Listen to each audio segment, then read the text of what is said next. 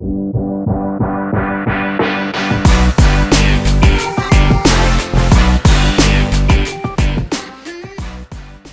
it is that time again for Bedlam Buds. My name is Ryan Welton, Boomer Sooner, and this is my buddy Jeremy. Go Pokes. I am the founder and curator of Oklahoma Memo. This podcast is the culmination of our realization that while Bedlam is no more, Bedlam still lives on forever. And it's a chance for us to talk about the Oklahoma Sooners and the Oklahoma State Cowboys all in one fell swoop.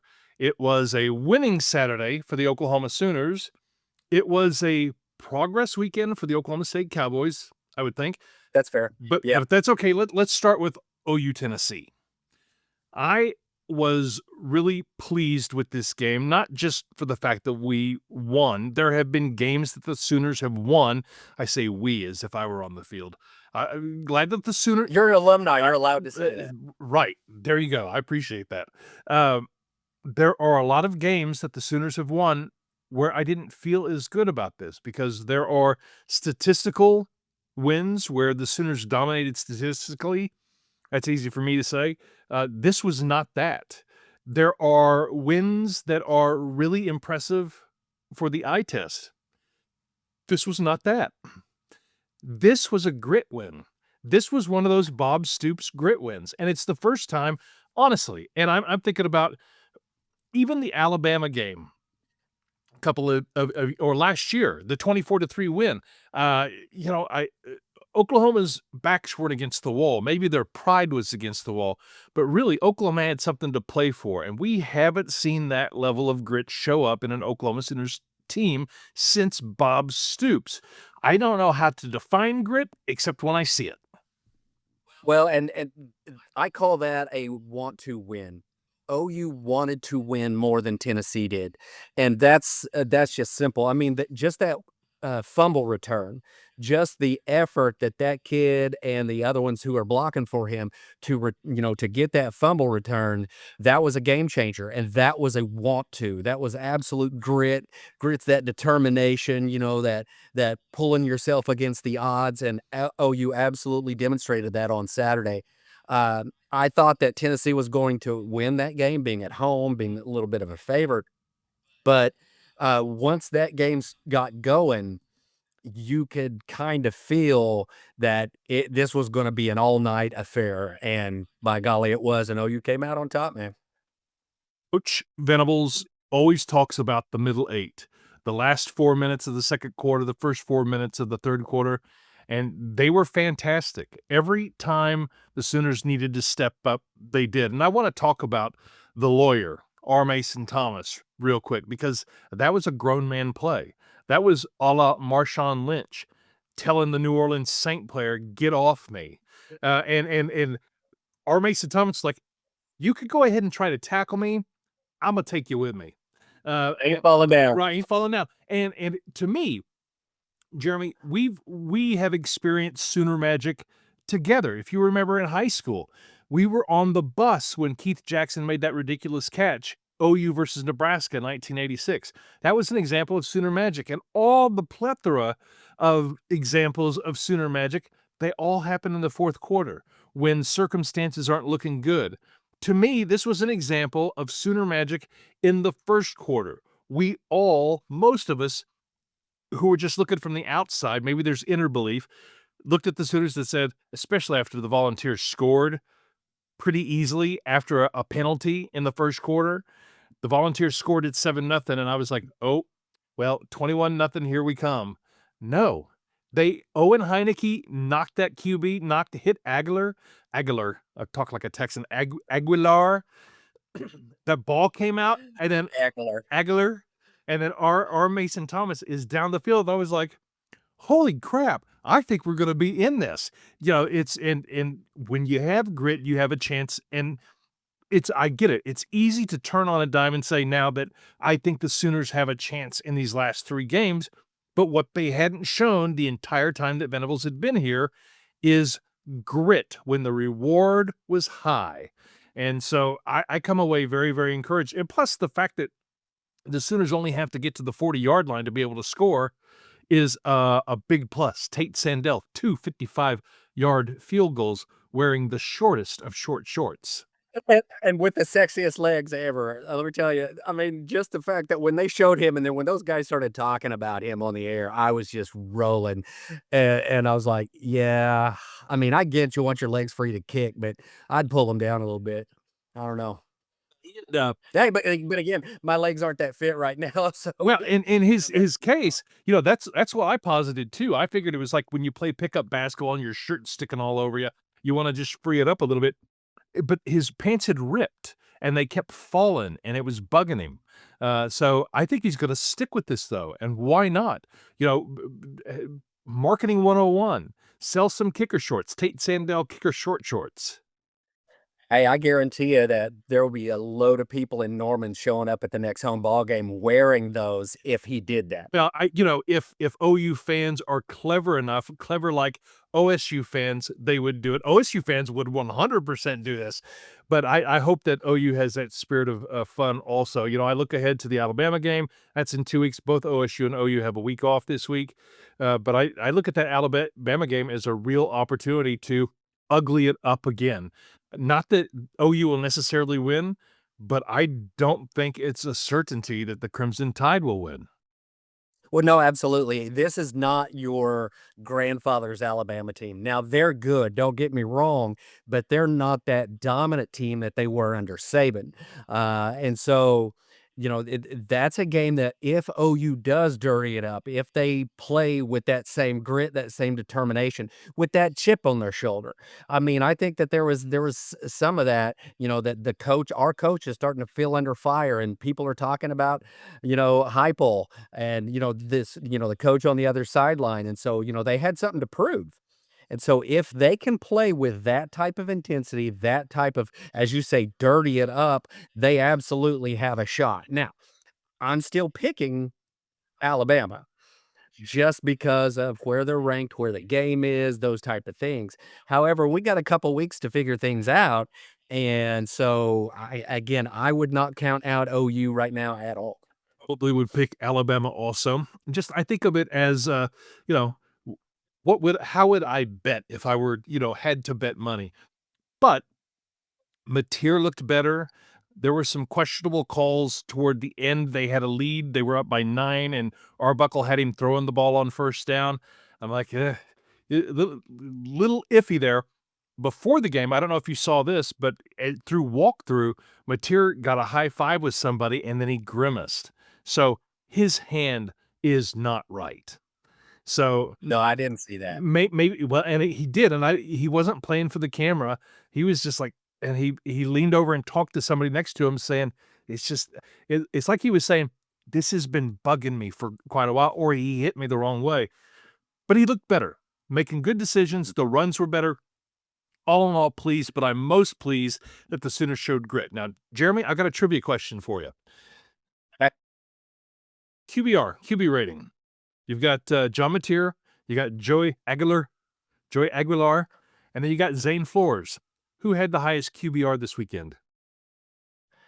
I mean, honestly, probably Zane because did not throw as many and completed most of what was thrown. And so, I mean, if you don't look at total yards, if you don't look at total points, just by rating, probably Zane Flores. It was. He had a QBR of 74.4. I believe Joey Aguilar had 74.3, and then Mateer was at 72. I find that a good, it's a way to sort of judge empirically how they're doing. Well, but you also have to remember there are lies, there are damn lies, and there are statistics. And that's a statistic because if you look at it, I mean, who won the game? Well, Zane didn't win his game. Aguilar didn't win his game. The guy that won the game actually had the worst rating, but that doesn't matter. It's points on the board. They were all in the 70s, which is pretty super average. Now, let's talk about OSU. They go up to Kansas. I know they scored a touchdown late. It was 38-14. But was it a weekend of progress after a 42-0 loss on the road to Texas Tech? Oh, no, 100% it was. If you look at total yards given up, I mean, we gave up, again, the least amount of yards. The defense has shown improvement over the past 2 or 3 weeks. unfortunately, since we got rid of Grantham. And so the defense has shown improvement the last couple of weeks in giving up the least amount of yards 2 weeks ago and then the least amount of yards this past week. And even though, lost the game by 17 points, the team showed its own version of the grit. They never quit. Even though the game was out of hand, those guys were still out there playing. They were still out there trying. You don't score a late touchdown like that if you've quit. I don't care how bad or how many, the other side, if they've taken off their starters or whatever, I don't care. If your team has quit, you're not going to score. And they scored that with a minute or so, left to go in the game just to continue that fight. And I was very proud of that, the fact that they never quit. And this is a game and a season where you've had people quit. You've had people jump into the portal and those kind of things, and you've had guys just stop playing. So the fact that they fought to the end, the fact that they had defensive improvement, did not give up as many yards. I mean, Jaden Daniels, he can be an amazing quarterback when he's on, and it was just an average game. Kansas beat us on the ground, not through the air. He only had, I think, 110 yards passing in that range. So, I mean, that's not terrible. But the problem is Oklahoma State. Okay, let me say it this way. Oklahoma State is really only a few plays away from making both of these very interesting ball games. But the problem is we've always been a few plays away this year. That has been the consistent problem, is that we lost by 17, which is actually, again, an improvement when you look at all the stats, when you look at all the evidence, but it's still a 17-point loss. They are still that far away. But again, you got to take the wins where you can get them, and all is not lost. Again, the fight that they showed, the grit that they showed, the determination, the ability to keep on playing, to not give up when Kansas had the opportunity to start steamrolling. Again, Texas Tech a couple weekends ago, it was 3 defensive touchdowns, basically, or special teams / defensive touchdowns. And so Oklahoma State is only 3, 4, 5 plays away, but those are always been huge plays that have always happened every week this season, and so it's tough. Real good example of this, and especially with the lies, damn lies, and statistics. The Sooners only had 74 yards at the half, but they had plays. They had the plays, the 2 or 3 plays that they hadn't had in weeks before. And, guys have to learn how to make plays and make those opportunities happen. That takes time, and that takes coaching. Still no word on a new coach for OSU. Have you heard any rumblings, rumors? No, the only thing I've really heard and read was, like, in the O'Calley ran an article again about Eric Morris and mentioned a few other names, the O'Calley being the Oklahoma State student newspaper. Um, so nothing has really changed as far as I know. And again, I don't know if Eric Morris is on the list or not.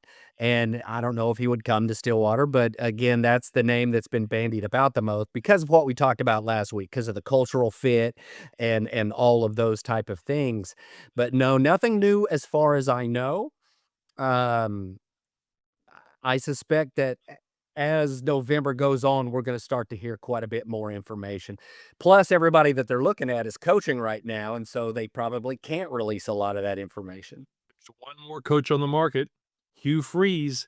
He put all of his pennies on Jackson Arnold to lift up the Tigers this year. That didn't work out. There are about 500,000 Sooner fans who could have told you that was going to happen. Absolutely. I Yeah, there are patterns. I feel bad for Jackson, but Sam Houston State, Montana, that's where he needs to be looking next. Well, and there's absolutely nothing wrong with that. I mean, Josh Allen, one of the best quarterbacks in the NFL right now, came out of Wyoming, not a traditional quarterback school. So, little trivia question. Folks, you don't know this, but we're from we graduated high school in Henrietta, Oklahoma. Did you know that there's a Henrietta quarterback who played college ball at Wyoming, starting quarterback? Yes, I did, but I cannot think of the name. I do remember that. It was Justin Garlock's little brother, Jeremy Dombeck. That's right. That's right. I say, I had totally forgotten about it. I think he was a big dude like Josh Allen. So yeah. Yeah. Yeah, that helps. So anyway, that's enough Wyoming football talk. It's anyway. But I got friends up in Wyoming, so it's okay. who do the Cowboys? This is guys, listeners. You're getting the podcast where the two hosts do the least amount of homework possible. This is just like in life on this show. I don't want to do homework on my team right now. So I'm feeling pain. who do the Cowboys got next? K-State. Home. Yes. Got the week is off, like OU, we have the week off, and then I'm pretty sure it's K-State at home. K-State's an up and down team. Yeah.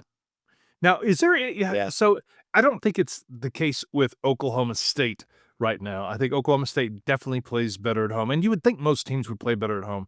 But for whatever reason, I see the Sooners playing better on the road. Am I just dreaming this?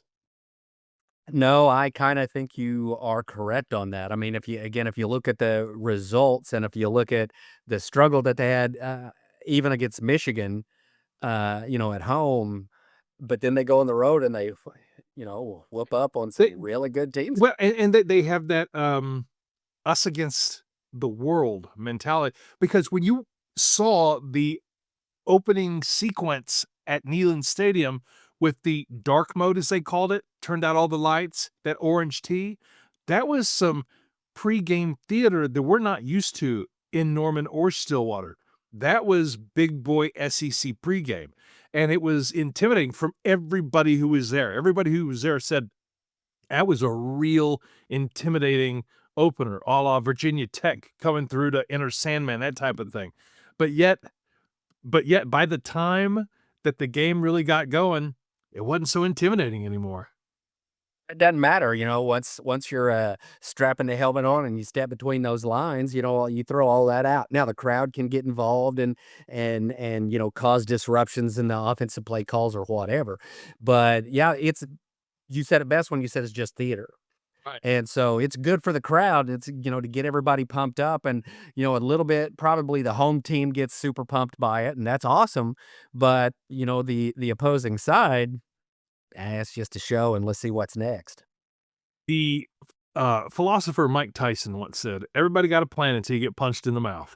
And I think the minute that R. Mason Thomas took that ball, it was a ball game. Tennessee had all that confidence in the world. That one play changed not only that game, but may change the Sooners' entire fortunes, because looking ahead, even if the Sooners were to only win 2 of 3, and I'm not discounting Missouri at all, I might be discounting LSU a little bit right now, you're still going to have to beat 3 really good teams, or at least 2 out of 3. There's a chance eventually a 3-loss team is going to get in the playoff, don't you think? Yeah, it's possible as long as they have the right logo on their helmet. OU's got a pretty good logo on their helmet. And that paperclip is pretty well known. Oh, yes. So, yeah, we'll talk about uniform pet peeves, but whenever OU went from the true paperclip to this sort of Yeah. Jordan square OU, I hate it. Hate it. The OU should look skinny like a paperclip. That's old school, Now, the people much older than me will say, back in my day, there wasn't any OU on the helmet, and there wasn't. That was an invention of the 60s.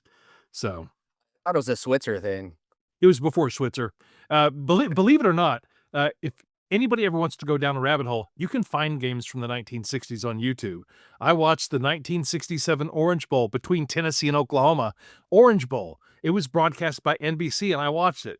Dreadfully boring. It was an exciting game, but the style of football back in that day was pretty boring. But regardless, anyway, enough football. Let's transition into. Let's go to the World Series real quick before we talk about the Thunder. Did you get a Yep. chance to watch Game 7 or Game 6? Or as the kids would say, 6-7? 6, 7. Yeah, I actually did. I actually did watch that, and I mean, that game 7 was terrific, and, I have no dog in the hunt other than it's just a cool sports event going on. Clearly my team had been bounced for a while, and but man, that was just terrific baseball all the way around. I mean, and going into extra innings and how they had to get there with the Blue Jays being ahead and Blue Jays winning 2 in LA and doing what you called, which was LA wins it on the road. I mean, it was we ended up getting the teams right, but it took it longer to get there because the Blue Jays came to play, and Los Angeles showed the very few cracks that they have, but at the end of the day, unfortunately, salary wins, and that's exactly what Well, and, happened. and I would say also chemistry and also grit. I had actually erred in a previous recording. I said that they hadn't won at home since '65. I think it was '63. Actually, they haven't won since '63. So that's 62 years since the Dodgers have actually clinched a World Series at home. But I want to take folks back to the was it the bottom of the ninth or was it the bottom of the 10th? I think it was the bottom of the ninth when now, Miggy Rojas had just hit the home run. That I wouldn't say that that's grit. I think that was a good defensive swing that turned into something fantastic. Great. We're tied 4-4. But with Isaiah Kiner-Falefa on third, they had a chance to win the game. That ball was hit to Rojas, who he was at second base, and he kind of struggled to get the ball out of his glove. And he just lasered it home. Will Smith didn't keep his foot on the plate the whole time either. It came up and came down. I could feel the nervous energy in their play, though, but that was grit. But even better than that play, and I think after I've had a chance to think about this, is one of the all-time great defensive plays of all time in the World Series, was that ball. I forgot whether it was Clement who I think it was Clement who hit it, and it looked like it was going to fall in the gap between Kike Hernandez Yeah. and Andy Pages. And Kike, my wife and her family, they are all Dodgers, so they love the Dodgers. So we're watching this, and I've grown to love Kike. Every team needs a Kike Hernandez because he's an idiot, and I say that in the most positive of ways. Oh, yeah. He's totally and he was going out there trying to make that play, and he was nowhere in position to get it, and Pages had to run him over. When you see the photos of Kike falling to the ground, you're thinking he's injured. No, he collapsed in disappointment because he thought that he had cost his team the World Series. And Pages pulls him up and says, "No, man, I got it." And just fantastic play. They absolutely deserve to win. And something that my wife said that I've said for a long time, you can get mad at the Dodgers for the money that they spend. However, the fact is, having paid attention to this team for many, many years, the Dodgers are a team filled with good dudes. All of them. There's not a bad apple there at all. They are exactly Well, and what you would want. right. My complaint with the money is just that my team can't spend it. And so that's all it is. It's well within the rules. So I actually don't have a problem with it. They're playing within the rules of baseball. Good for them. Okay. And people should not necessarily, I think it's safe to comment about, but I don't think you should complain about it because it is well within the rules.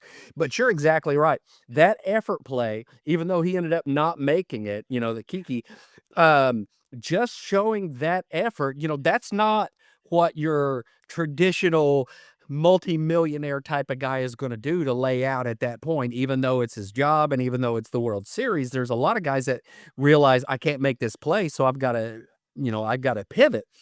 But he was like, I'm going out. I'm getting this. And that's the type of effort. You're right. It shows the camaraderie. It shows the brotherhood between them. It shows that they're willing to risk their bodies for this game. And I mean, as a fan, you cannot ask for any more than that. You would want everybody would want their team with that. I didn't see that near enough with the Texas Rangers this year. By the way, I should note Kike Hernandez had the double play. He was the self-starter. He caught that ball in short left field and threw it to second to end Game 6. It just amazing. And by the way, when the Texas Rangers won in 2023, I actually before the playoffs had predicted Texas and Arizona because they had the highest percentage defense. Everybody in baseball, their defense is between 90 and 100%. However, it's the teams with the 94, 95% defensive averages who, and I don't know where the Dodgers were or where the Toronto Blue Jays were, but defense, even more than pitching, even more than hitting, wins the World Series because you have to have it there. And it was just the best exhibition of defense, in my opinion, that I can ever remember seeing in a World Series. And what I would say about the money, though, is that some of these owners in Kansas City, in Tampa Bay, who have fielded good teams but haven't, there are a lot of owners, I believe, who aren't willing to spend because they're in this for the wrong reasons. It's a tax shelter, or they're, making enough money from it, or it's prestige, whatever it is. You want ownership that is in it to win a title. And until folks start competing with the Dodgers and Mets, or until there's a strike, because that's what'll happen if owners ask for a salary cap, players are going to say no way, and we're going to be at an impasse. But I would actually like to see parity in baseball. I'm glad that the Dodgers have won 2 in a row. I hope they get it out of their system and don't win for another 15 years. Because it's just, I want something different. I mean, I don't even know that I'd want the Rangers to win it every year. I want other teams to have a shot. It would be good to see a Cincinnati, Cleveland, all Ohio, Cincinnati, Seattle, Milwaukee, Tampa Bay type of World Series, a little something different. But right now, I think we are destined to have Dodgers, Yankees, Astros, Mets, Phillies from here on out. It's gonna be your standard. Every now and then, there'll be a Tampa Bay or somebody like that that jumps up and has a surprise run, but you're right. The way things are set up now, that's how it's gonna be, and it's very reminiscent of European soccer, where you'll Totally. have 5 or 6 clubs. Like in the British Premier League, you got the big 6 because they can outspend everybody, and so there tend to be the best 6 teams in the league every year. And so, no, I absolutely understand that and I fully support it. I would be okay with that as well, and in the college football ranks. And I mean, when Virginia Tech was doing their thing, or in college basketball when Butler was doing their thing, I love those type of things. I love those stories. I do too, but every once in a while, even in English Premier League, you have a Leicester City that comes along and wins the whole thing, which, by the way, if you do that in the EPL, that's for real, 'cause there's no playoff. That you have to win on points. 38 games, baby, and that tells it all. Yeah. Alright, so, baseball's done for another year. I have no reason to believe the Dodgers won't contend for a three-peat. We'll see what the, offseason and free agency holds. I will tell you, somebody who hasn't, a team that hasn't had to show any grit yet is the Oklahoma City Thunder. They improved last night over the Pelicans to 7-0. Haven't really had any stumbling blocks. I believe Jalen Williams had a second surgery. I have a point of order here. Okay, I have a first 2 games went to double overtime. Oh, that's right. Good point. I'm having a little recency bias. Yes. Yeah, I mean, I think that those first 2 or 3 games, they showed a lot of grit and being shorthanded at that time too. It's a fair point. It's really a fair point. And maybe it's just that the Pelicans weren't much competition. And then man, who else did they play? I've, I've completely blanked. Well, Houston, they started Well, out they started out with Houston, Houston, and they played Indiana. Those were the 2 overtime games. But these last the few, Warriors, I think. right? Uh, but yeah, but the Oh, the recency bias Kings, is Kings, yeah. the Kings. Is because the recency bias is okay because to me, the Thunder are getting into form. The first few games they had to win on grit and determination and chutzpah and all of that because everybody was ready for them and teams had that target. And again, they were a little shorthanded, and so they had to overcome a little adversity. Plus that just the hangover of we're the champs, et cetera, et cetera. But they showed that determination. They found a way to win, and now they're rounding into form, and they still have some guys coming back, and so they're just getting better. They are just getting better, and I'm glad for that. I mean, we want the Oklahoma City Thunder to do really well. Yeah. It's nobody's going 82-0. So, and the Thunder are about to embark on a West Coast road trip. I expect that probably their first loss happens on this road trip, and that's okay. That's okay, man. We've had a great discovery at the beginning of the year with AJ Mitchell. It'll be very interesting to see when Jalen comes back, how AJ fits into things with Jalen in the rotations. But the Thunder are looking real good. No complaints there. Well, and the Thunder did a smart thing last year right at the end of the season, and even during the season, they started re-signing everybody.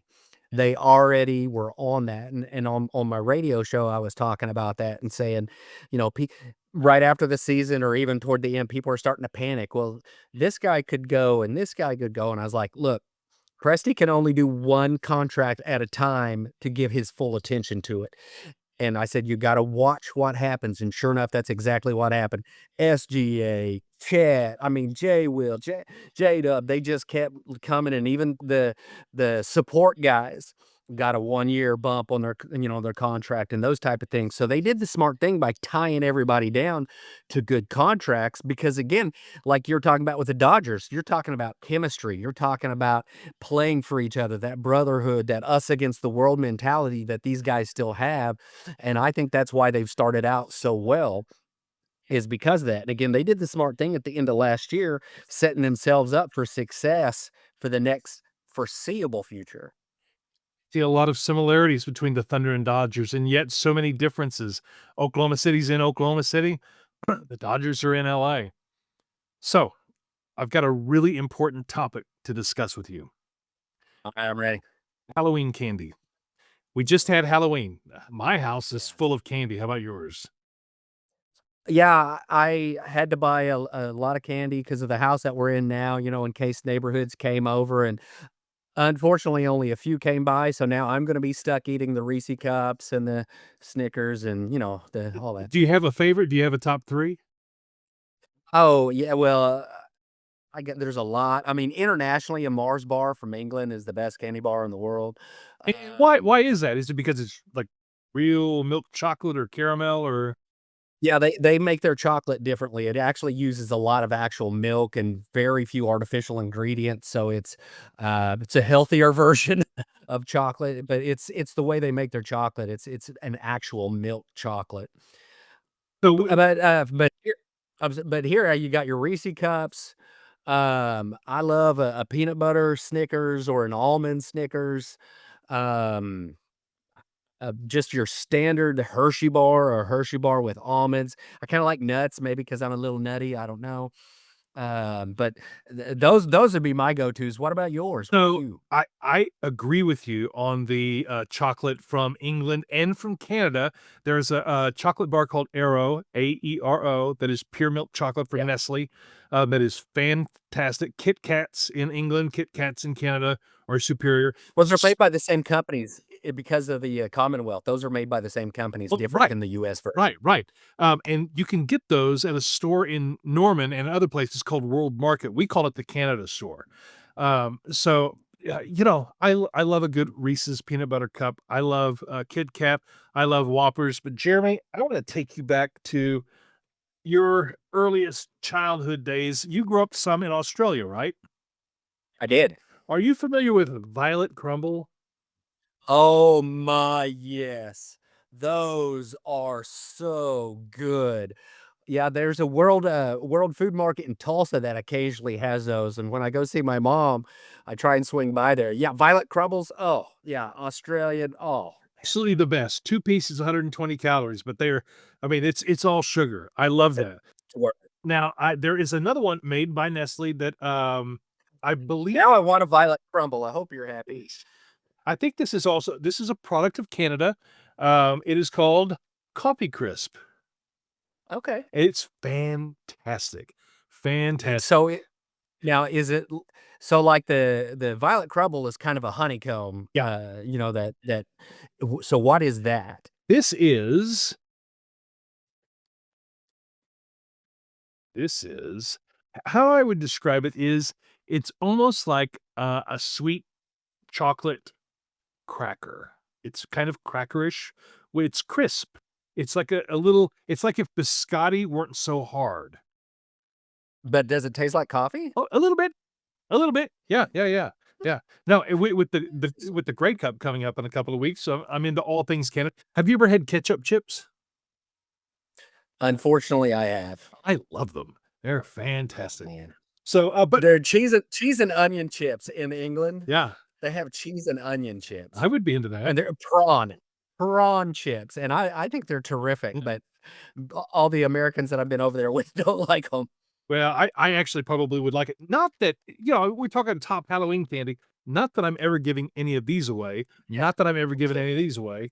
But of the Halloween candy, I would say my favorite is probably the Reese's Peanut Butter Cup and Whoppers. I can't stop eating Whoppers. I could eat them by the bucket full. But Hey, if you like Whoppers, see if that store has what is called Maltesers.